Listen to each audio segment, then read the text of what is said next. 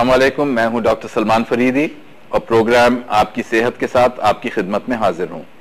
आप याद रखिएगा कि ये प्रोग्राम बराह रास्त नशर हो रहा है और आपके टेलीविजन स्क्रीन पे वाइब टेलीविजन का जो टेलीफोन नंबर आ रहा है, इस पे आप फोन करके मुझसे या मेरे मेहमान से अगर कोई सवाल करना चाहें तो हम इंशाअल्लाह इस सवाल के जवाब देने की कोशिश करेंगे। नाज़रीन, आज जो हमने मौजू चुना है एक काफी आम सी बीमारी है जो इस मुल्क में अक्सर लोगों को मुतासर करती है और इस बीमारी के लिए हमने आज एक मेहमान को दावत दी है। बीमारी का पहले नाम बता दूं, ये बीमारी फालिज की बीमारी है जिसको हम मेडिकल टर्म्स में स्ट्रोक कहते हैं और आम जबान में जैसे मैंने कहा फालिज। और जिन मेहमान को हमने दावत दी है ये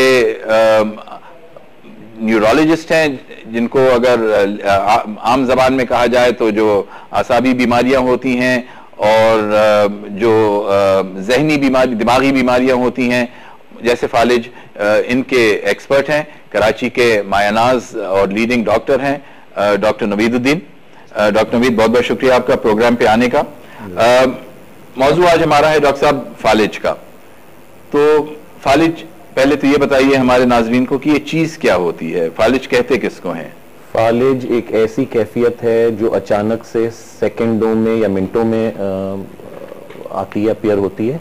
और इसमें होता यह है कि दिमाग की जो रगें हैं या तो वो मुख्तलिफ वजूहात की वजह से फट जाती हैं, जैसे हम इंग्लिश टर्मिनोलॉजी में ब्रेन हेमरेज कहते हैं, या फिर कोई खून का टुकड़ा कहीं से आके दिमाग की शरियान में फंस जाता है और आगे की सप्लाई रोक देता है और उसका सिलसिला मुनक़ता हो जाता है। और अलामात वो आती हैं जहां की सप्लाई रुकी है या जहां की रग फटी है। तो ये बुनियादी तौर पे मतलब दो अक़साम हैं।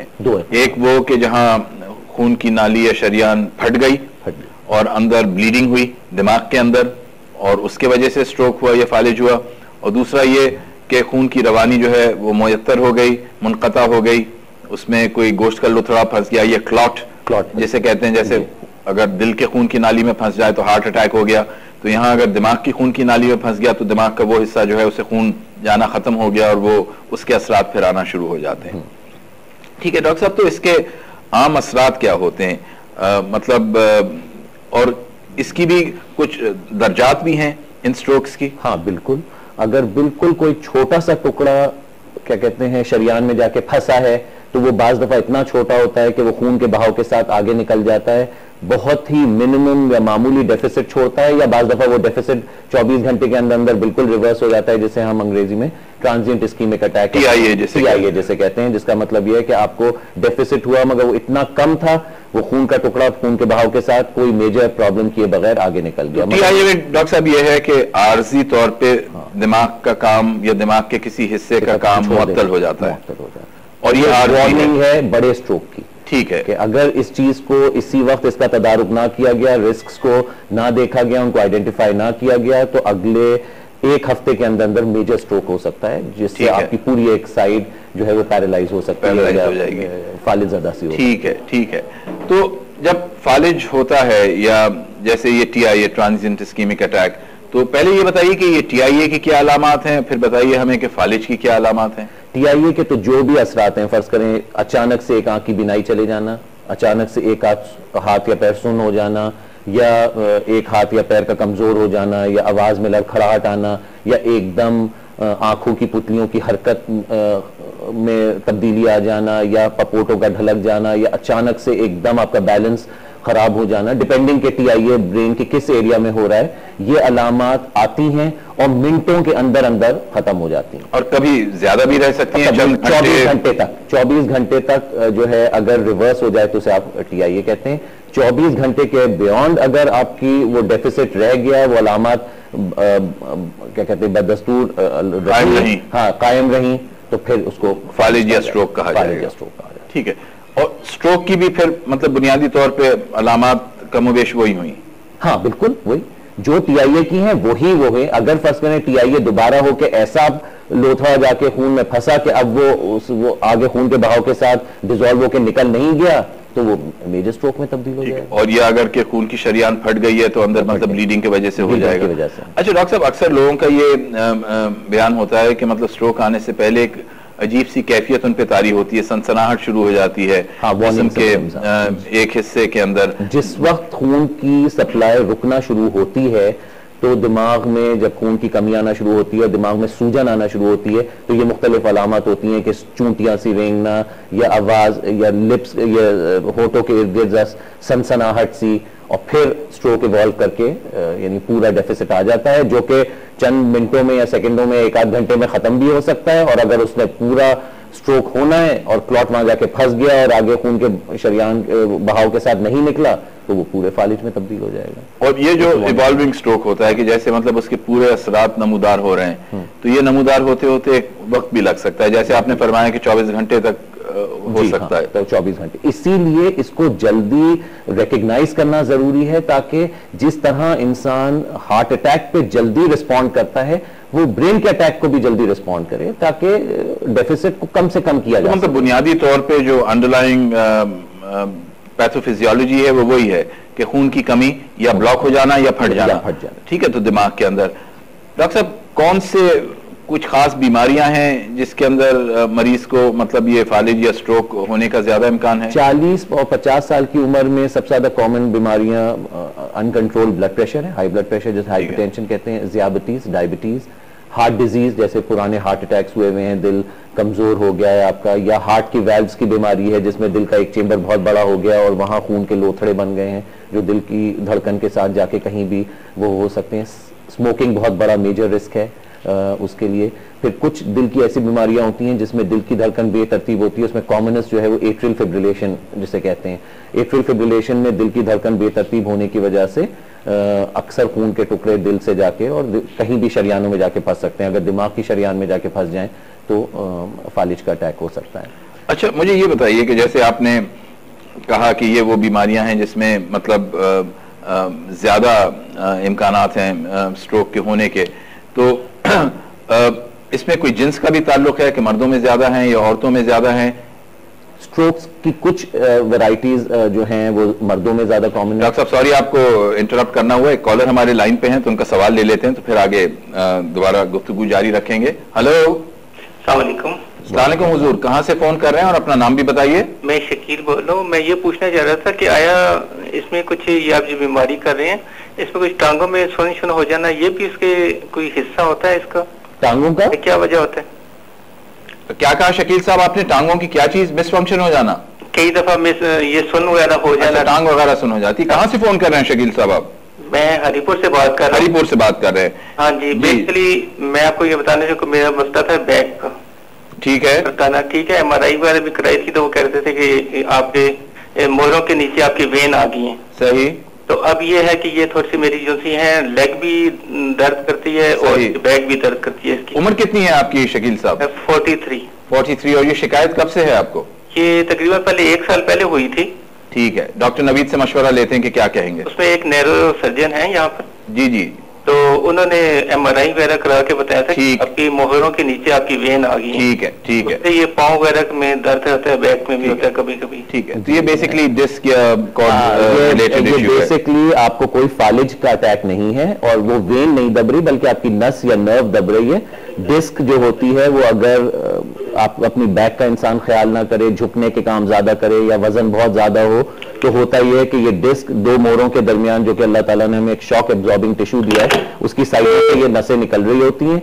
अगर ये नसें जो हैं ये साइड से इसके डिस्क की खिसकने की वजह से दब जाएं तो टांगें सुन हो जाती हैं और टांग में जैसे आपको अरकुन निसा की तकलीफ कहते हैं कि हिप से नीचे होता है वह टांग तक तकलीफ जाती है। ये किसी भी तरह से फालिज का वो नहीं है, ये नस दबने की वजह से। एंड दिस इज जिसको हम प्रोलैप्स डिस्क वगैरह साइटिका जिसे आम जबान में कहते हैं। ठीक है डॉक्टर साहब, कॉलर जब आए थे उससे पहले बात हो रही थी कि फालिज की मतलब वजूहात क्या हैं और हम मतलब कह रहे थे कि हाइपरटेंशन यानी high blood pressure is one of them. अगर खून की नाली फटे दिमाग में और अंदर ब्लीडिंग हो या खून की रवानी मुअत्तल हो, ये दो अक़साम आपने बताई, तो इन दोनों अक़साम में अलामात एक ही जैसी होती हैं?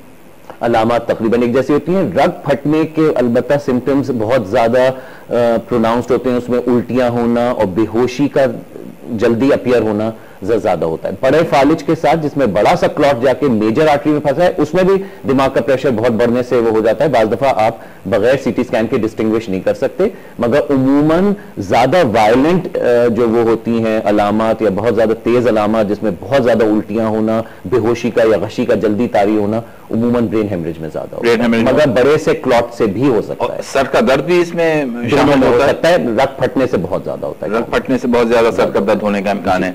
अच्छा, और मतलब इसके आने से पहले जैसे आपने फरमाया कि कभी कभी वार्निंग साइंस भी आती हैं कि आर्जी तौर पे कुछ सनसनाहट आई, कुछ और चीज आई, घंटे 2 घंटे में चली गई, या कभी जबान में लर्जा आ गया, चला गया, तो मतलब ये भी अलामात हैं। और फिर अगर इस किस्म की कोई कैफियत होती है तो फौरी तौर पे डॉक्टर से रुजू करना चाहिए। ठीक है, एक कॉलर और है लाइन पे, मुझे इशारा हुआ है, तो वो कॉल ले लेते हैं बिफोर वी प्रोसीड। हेलो, वालेकुम जनाब, अपना नाम बताइए और कहाँ से रिंग कर रहे हैं? सर मैं डॉक्टर साहब से पूछना ये चाहूंगा कि मिस बीट क्या है, उस हवाले से जरा मुझे बताएं। क्या चीज क्या है? मिस्ड बीट क्या चीज है? अच्छा, अपना नाम भी बता दीजिए और कहाँ से फोन कर रहे हैं? मुनव्वर भट्टी। जी मुनव्वर साहब, कहाँ से फोन कर रहे हैं? कराची से कर रहे हैं। अच्छा मुनव्वर भट्टी साहब पूछना चाह रहे हैं डॉक्टर नवीद कि मिस्ड बीट क्या चीज है? मिस्ड बीट का ये है कि हमारी जो दिल की धड़कन है वो तरतीब से आती है, तकरीबन इसका रेट जो है वो 70 से लेके 100 तक है। कोई भी रेट 70 से कम हो तो वो दिल की धड़कन स्लो है, 60 से कम हो तो वो दिल की धड़कन स्लो है, 100 से ऊपर हो तो वो दिल की धड़कन तेज है। बाज लोगों में और अक्सर बेशतर ये उन लोगों में होता है कि जिनको पुराने हार्ट अटैक्स हों या जिनकी दिल की धड़कने की कैपेसिटी कमजोर होती है, तो उनका दिल का जो कंडक्टिंग टिश्यू है वो भी ठीक तरह से काम नहीं करता। कुछ दिल की धड़कनें जो हैं वो प्रोपगेट हो जाती हैं, आगे नब्ज तक आ जाती हैं, कुछ जो है वो नहीं हो पाती। तो इसलिए जब आप नब्ज पे हाथ रखते हैं तो कुछ बीट्स आपको मिलती हैं और कुछ बीट्स नहीं मिलती हैं, इसको मिस्ड बीट कहा जाता है। यानी कि मतलब दिल की जो धड़कन है उसकी रवानी में जैसे अगर के हर मिनट 70 या 72 या 65 होनी चाहिए, तो रेगुलरिटी नहीं रहती। बाकी सारी तरतीब से आ रही है, लेकिन बीच में एक वक्फा आ गया, एक मिस हो गई।